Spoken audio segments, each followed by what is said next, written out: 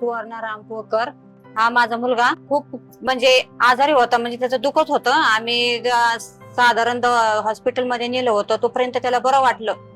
घरी आल्याच्या नंतर त्याचा श्वास दम छाटायला लागला आणि श्वास घ्यायला त्रास व्हायला लागला. मग आमच्या इथं डॉक्टरांनी म्हटले इथं काही आम्हाला कव्हर होत नाही, हे आमचे पैठणचे लोंढे डॉक्टर.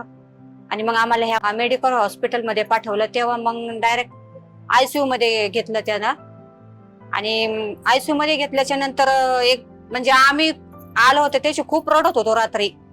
पण दुसऱ्या दिवशी सकाळी ते डॉक्टर म्हटले जरा थोडं ठोके वगैरे व्यवस्थित आहे, काही रडायची गरज नाही, सगळं व्यवस्थित होईल. मग जरा जीवात जीव आला थोडा. अविनाश कचरे हे डॉक्टर, त्यांनी सांगितलं काही टेन्शन घ्यायचं काम नाही, मुलगा एकदम तुमचा व्यवस्थित झाला. न्यूमोनिया खूप फैलला होता पोटामध्ये, म्हणजे आपले हे छातीमध्ये, आणि फुफ्फुसापर्यंत त्याने फुफ्फुसापर्यंत पोहोचू शकलं, म्हणजे फुफ्फुसापर्यंत जाणारच होता, पण तो गेला नाही. म्हणजे एक्सरे केला, म्हणजे ते म्हणजे खूप छान झालं. म्हणजे आता त्याच्यामध्ये निमोनिया काही राहिला नाही, सगळं नष्ट झालं विषाणू. आणि